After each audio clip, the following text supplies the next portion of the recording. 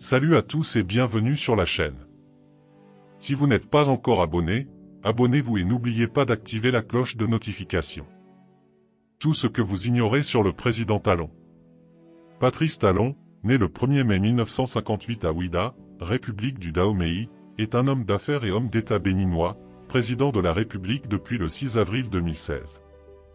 Patrice Talon a fait fortune dans la filière des intrants agricoles dans les années 1980, puis de l'égrenage du coton au Bénin au cours des années 1990 et 2000. Soutien principal à l'élection du président béninois Thomas Boni Yayi en 2006, il entre progressivement en disgrâce avec ce dernier à partir de 2011. Les démêlés qu'il a avec le chef de l'État dans les affaires de subventions agricoles, du programme de vérification des importations, PVI, mais qui n'ont jamais connu de plainte officielle devant un tribunal ont fini par le contraindre à l'exil à la suite de rumeurs d'enlèvement.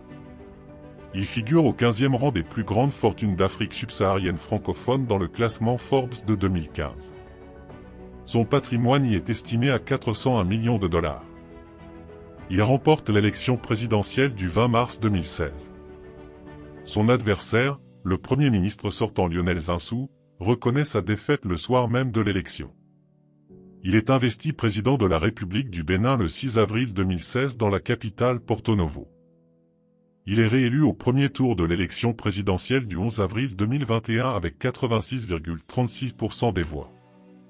En mars 2022, Patrice Talon devient le nouveau président de l'Union économique et monétaire ouest-africaine au terme d'un double sommet CEDEAO-UEMOA. Issu en ligne patrilinéaire d'une famille de trafiquants d'esclaves français, Patrice Talon est né d'un père cheminot natif de Ouidah et d'une mère issue de la famille Guedeg Bdabomey. Patrice Talon est marié à Claudine Benagnon, née à Porto Novo, avec qui il a eu 2 enfants du nom de Lionel et Karen Talon.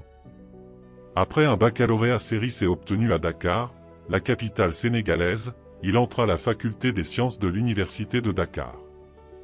En 2e année de maths physique, Patrice Talon, qui depuis l'enfance est obsédé par les avions, réussit au concours de pilote de ligne d'Air Afrique et est envoyé à la base aérienne de Digne, en France, pour la visite médicale. Il est toutefois recalé pour inaptitude moteur. Il s'installe alors à Paris, où ses aptitudes dans les affaires, qu'il pratiquait depuis le collège avec des petits trafics de pièces détachées au Nigeria, lui ouvrent très rapidement les bonnes portes références nécessaires. Il entre en 1983 dans l'activité de négoce des emballages et des intrants agricoles. Il crée en 1985 la Société de distribution intercontinentale, SDI, qui fournit des intrants agricoles aux producteurs de coton. En 1990, à la suite des recommandations de la Banque mondiale dans le cadre de l'accord de libéralisation économique mis en place dans les États ouest africains, le Bénin était appelé à se désengager de la filière de la production de coton. Patrice Talon gagne alors le marché d'implantation de 3 usines d'égrenage de coton au Bénin. Il devient ainsi un acteur incontournable du coton béninois malgré l'installation progressive de plusieurs concurrents privés, mais nettement moins bien organisés. Depuis 1985, Patrice Talon a mis en place progressivement un tissu industriel d'envergure sous la coupole de la holding SFP, Société de financement et de participation, basée au Bénin. Le premier client de la première société de Patrice Talon fut la société sucrière de Savet, contrôlée par le gouvernement communiste de l'époque. Depuis lors, l'homme d'affaires a vu son business indirectement lié avec l'État béninois, conséquence de l'envergure des filières où ses activités sont déployées. En 1990, le président Nicéphore Soglo libéralise la filière coton, ce qui permet à Patrice Talon de se faire une place dans le secteur. La prospérité de ces usines attise très tôt les convoitises et de nouveaux opérateurs économiques, souvent encouragés par le président Mathieu Kérékou, obtiennent à leur tour des licences d'installation d'usines. La filière coton devient très vite pléthorique et très mal organisée sous Kérékou. Cependant, de très bons cours du coton génèrent des profits colossaux en 2004. Mais leur effondrement brutal l'année suivante provoque la quasi-faillite de la plupart des opérateurs du secteur. Contraint de fermer, l'opérateur Fagboun cède son usine à Patrice Talon, qui en fait la SCN, et Mathieu Adjovi cède à son tour Ibeco. La MCI de Martin Rodriguez croule sous les procès et les dettes et ne sera opérationnelle qu'avec un coup de pouce de l'État. Pendant ce temps, les entreprises de Patrice Talon, qui ont passé des provisions au temps des vaches grasses, continuent à survivre. Elles rachètent les concurrents et s'étendent à d'autres secteurs. Atral est créé pour éviter de passer par de longues chaînes d'intermédiaires nécessaires aux procédures d'import et export. Un port sec est créé à Alada pour faciliter l'empotage des balles de coton. L'usine Hydrochem est opérationnelle pour la fourniture accélérée d'engrais chimiques. La SHB réutilise les graines résultant de l'égrenage du coton pour en faire de l'huile végétale.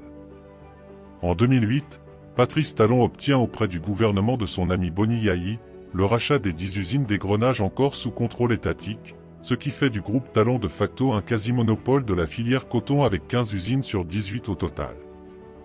En 2011, indépendamment à la filière coton, Patrice Talon obtient du gouvernement le juteux marché du programme de vérification des importations, PVI. Mais à peine les activités du PVI démarrées, les relations se brouillent entre l'homme d'affaires et le président Yayi. Ce dernier l'accuse soudainement de mauvaise gestion non seulement dans le PVI mais dans toutes ses affaires, alors même que Patrice Talon est le soutien financier du président. Le PVI est brutalement retiré sans dédommagement à Patrice Talon, la Sodeco est réquisitionnée par l'État et il est reproché à Patrice Talon d'avoir fraudé sur les subventions d'engrais de la campagne 2011. Les démêlés s'accumulent et à la suite de fuites l'informant d'un projet d'enlèvement, Patrice Talon est contraint de s'enfuir et de se réfugier à Paris. Le président Yayi l'accuse alors d'avoir fomenté depuis son exil un coup d'État visant à l'empoisonner. Patrice Talon rétorque qu'il n'en est rien et qu'en réalité Yayi cherche à lui nuire depuis qu'il a refusé de supporter sa tentative de réviser la constitution béninoise aux fins d'obtenir un 3e mandat. En 2015, l'affaire est classée, il peut rentrer au Bénin et se lancer en politique, avec des idées telles que le mandat présidentiel unique et la consolidation de la République, et le surnom de « compétiteur né ». Candidat à l'élection présidentielle de 2016, il se présente comme candidat de la rupture et de la justice indépendante. Il annonce ne briguer qu'un seul mandat de 5 ans, il souhaite inscrire cette limitation dans la Constitution. Au premier tour, il arrive en seconde position juste derrière le Premier ministre sortant Lionel Zinsou. Le soir du 20 mars, grâce notamment au soutien de l'homme d'affaires Sébastien Ajavon, arrivé 3e au premier tour, Patrice Talon remporte le second tour de la présidentielle, 65,37% contre 34,63%, Lionel Zinsou ayant reconnu sa défaite. Présidence de la République. Il prend ses fonctions le 6 avril suivant et succède à Thomas Boni Yayi. Le 27 mars 2017, son ministre de la Défense, Candida Zanaï, démissionne, pour protester contre un projet de réforme constitutionnelle qui limite entre autres le mandat présidentiel à un seul mandat de 7 ans, et qui est contesté par le personnel judiciaire, qui craint de perdre son indépendance. Le 4 avril, le Parlement refuse d'examiner le texte puis le rejette le lendemain 5 avril, avec 60 voix pour, 22 contre et un neutre. Le 6 juillet 2018, il présente un nouveau projet qui propose d'organiser les élections présidentielles et législatives le même jour, abolit la peine de mort et améliore la représentativité féminine. Il est de nouveau rejeté par 62 voix pour, 19 contre et une abstention, alors qu'il aurait fallu un minimum de 66 voix pour. En janvier 2019, en prévision des élections législatives béninoises de 2019 sont créées l'Union progressiste et le Bloc républicain pour soutenir l'action du président. Il prend le contrôle de la Cour constitutionnelle, dont il nomme les membres. Elle est désormais présidée par son ex-ministre et ancien avocat personnel. Décrit comme conservateur, il ne nomme que 4 femmes sur 22 ministrés. À la suite des élections législatives d'avril 2019, les femmes restent très minoritaires parmi les députés. Selon le journaliste et enseignant Francisque Patindé, la politique de Patrice Talon se traduit par un recul des droits humains et du droit de grève. Interdiction des partis d'opposition lors des élections législatives de 2019. Les élections législatives de 2019 ne voient concourir que 2 listes, toutes 2 favorables à Patrice Talon. Les partis d'opposition n'ont pas pu se présenter du fait d'évolution du code électoral. Le 29 mars, la Cour africaine des droits de l'homme réunie à Arusha en Tanzanie dénonce des dérives éloignant le pays de l'état de droit. Jean-Baptiste Elias, dirigeant du Front des organisations nationales contre la corruption, affirme en avril 2019 que la démocratie risque de tourner en dictature, au Bénin. À l'approche du scrutin, l'ancien président de la République, Thomas Boni Yayi, lui demande de suspendre la tenue des élections du fait de la non-représentation de l'opposition et des dérives autoritaires que véhicule le processus électoral. Le taux de participation chute à 23%, contre près de 75% en 2015. Il s'agit du taux de participation le plus faible de l'histoire du pays. Les élections sont marquées par des appels au boycott et des violences les jours suivants. Élection présidentielle béninoise de 2021. À l'approche de la présidentielle de 2021, le président sortant est théoriquement le seul à pouvoir présenter sa candidature. Une révision constitutionnelle votée à l'unanimité du nouveau Parlement en novembre 2019 impose en effet aux candidats d'obtenir les parrainages d'au moins 10% du total des députés et des maires, soit 16 parrainages. Or, les 160 élus concernés, 83 députés et 77 maires, appartiennent quasiment tous à la majorité présidentielle. Seuls 6 maires membres des forces Cori pour un Bénin émergent font ainsi partie de l'opposition, qui n'a aucun député. Talon promet en retour de tout faire pour organiser un scrutin inclusif ouvert à ses opposants en leur obtenant leur parrainage. Cette main tendue est cependant jugée par l'opposition comme une manière pour le pouvoir de choisir ses propres adversaires, à son avantage. Le FCBE ainsi que le parti Les Démocrates, LD, créé entre-temps par des soutiens de l'ancien président Boni Yayi, redoutent ainsi la désignation en leur sein de « cheval de Troie » par le président sortant. La Cour constitutionnelle confirme les résultats de la présidentielle le 15 avril 2021. Patrice Talon est réélu président de la République du Bénin au premier tour de l'élection présidentielle. Il prête serment le 23 mai 2021 pour un second mandat présidentiel. Alors que la justice est instrumentalisée par le pouvoir exécutif, plusieurs figures de l'opposition sont condamnées en décembre 2021 à de lourdes peines de prison. L'ex-garde des Sceaux Rekia Madougou est condamné à 20 ans de prison pour terrorisme et le professeur de droit Joël Aïvo à 10 ans pour blanchiment de capitaux et atteinte à la sûreté de l'État. En 2018, Sébastien Ajavon, opposant arrivé 3e à l'élection présidentielle de 2016, avait été condamné à 25 ans de prison pour trafic de drogue et usage de faux et escroquerie. En mars 2022, Patrice Talon est désigné le nouveau président en exercice de l'Union économique et monétaire ouest-africaine, UEMOA, au terme d'un double sommet CEDEAO-UEMOA 3.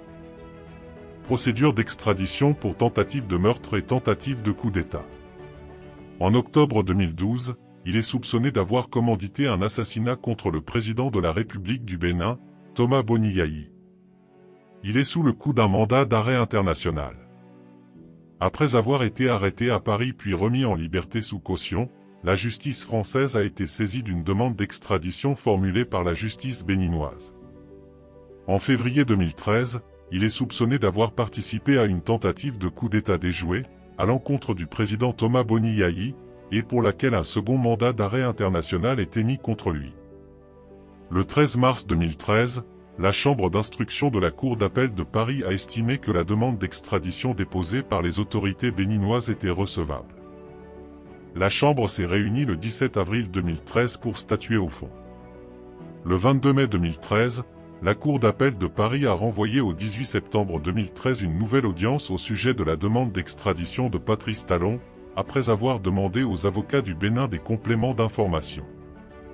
Lors de l'audience du 18 septembre, la Cour a annoncé qu'elle examinerait au fond la demande le 23 octobre 2013. Instruction de l'affaire au Bénin. Le 17 mai 2013, le juge d'instruction Angelo Oussou ordonne un non-lieu à poursuivre dans les affaires de tentative d'empoisonnement et de coup d'État contre le président Thomas Boni Yayi, considérant que sans passage à l'acte, il n'y avait pas d'infraction de tentative d'assassinat. Le juge d'instruction a été intercepté le soir même de la publication de son ordonnance de non-lieu à Semekrake, alors qu'il tentait de se rendre à Lagos au Nigeria, transportant plusieurs valises contenant entre autres de l'argent liquide et un visa pour les États-Unis. Il a été ramené à son domicile de Cotonou, qui reste surveillé par une brigade anticriminalité. La défense a immédiatement fait appel de la décision du juge, et la Cour d'appel de Cotonou se prononce en juin 2013, si non-lieux sont confirmés et Patrice Talon, en exil, n'obtient pas formellement de non-lieu mais n'est pas renvoyé devant la cour d'assises. Création de la CRIE. La création de la Cour de répression des infractions économiques et du terrorisme, criait, en 2018 suscite de nombreuses critiques au Bénin mais aussi dans la communauté internationale. Cette cour est créée selon le garde des Sceaux, Séverin Quenome, pour lutter contre la corruption, l'enrichissement illicite, le trafic de stupéfiants, le blanchiment des capitaux et le terrorisme. Votée en pleine nuit par une vingtaine de députés, l'Assemblée nationale en compte 83, cette nouvelle cour est dénoncée par les opposants comme étant inféodée au pouvoir politique et plus particulièrement à celui du président de la République Patrice Talon. La Cour constitutionnelle a été saisie pour que cette dernière établisse un éventuel caractère anticonstitutionnel à la criée. Les points mis en avant sont la violation du double degré de juridiction, la violation du principe d'égalité et la violation du droit à un procès équitable. En décembre 2018, le journaliste Ariel Gbaguidi affirme que la criée est érigée comme une justice superpuissante prête à neutraliser toute voix opposée à celle du chef de l'État et à empêcher toute compétition politique. Il évoque également des risques de détention arbitraire et de bâillonnement de la défense. Le réseau ouest-africain pour l'édification de la paix, WANEP Bénin, souligne les risques de vassalisation du pouvoir judiciaire. En mars 2019, la Cour africaine des droits de l'homme et des peuples, CAD, annule la con de Sébastien Ajavon par la criée. La CAD souligne les dysfonctionnements de la justice béninoise dans cette affaire.